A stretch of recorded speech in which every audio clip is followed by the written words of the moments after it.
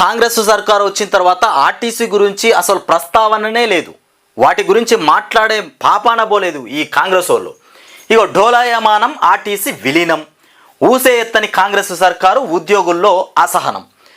ఇక ఉద్యోగుల్లో అసహనం జరుగుతుందా జరగదా? అసహనం వచ్చేస్తుంది. ఈ ఆర్టీసీ వాళ్ళ గురించి ఒక్కసారి కూడా కాంగ్రెస్ ప్రభుత్వం మాట్లాడకపోతే వాళ్ళకు అసహనం వస్తుంది, ఇంకేమనంటే కోపం వస్తుంది.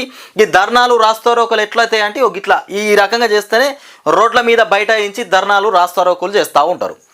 మరి వీళ్ళ గురించి మాట్లాడాలి కదా.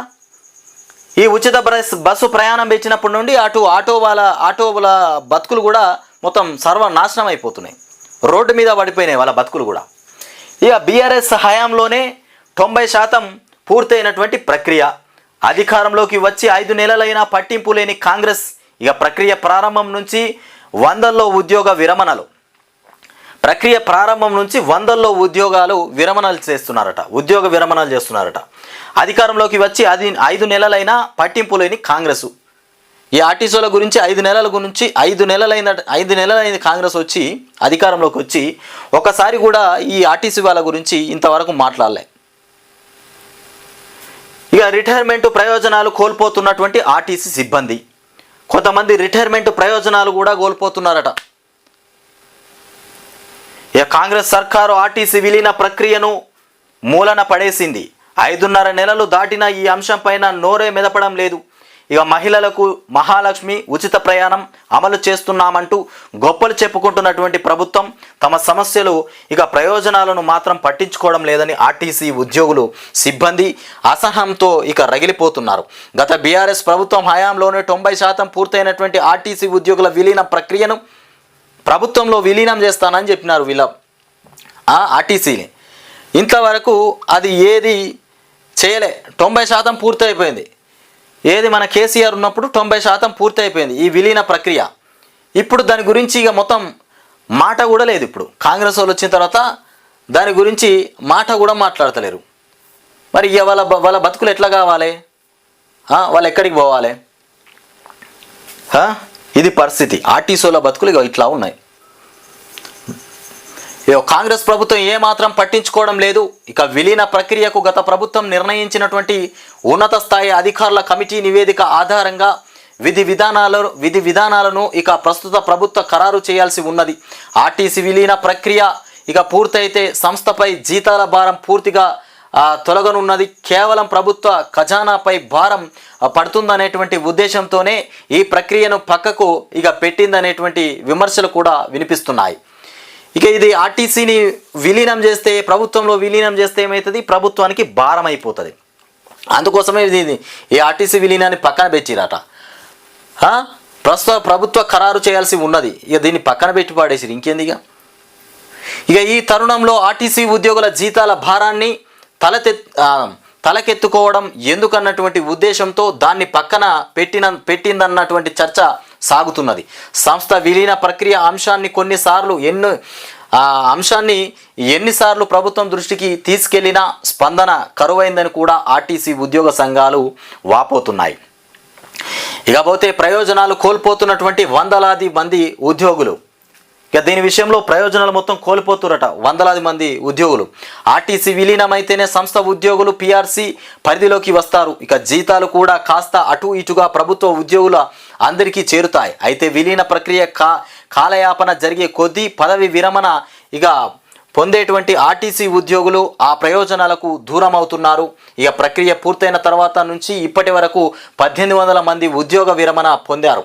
మరో 2 నెలల్లో 300 మందికి పైగా విరమణ పొందుతారు. ప్రభుత్వ ఉద్యోగిగా పదవి విరమణ పొందితే ప్రత్యేక ఆర్థిక ప్రయోజనాలు ఉంటాయని ఆశపడుతున్నారు.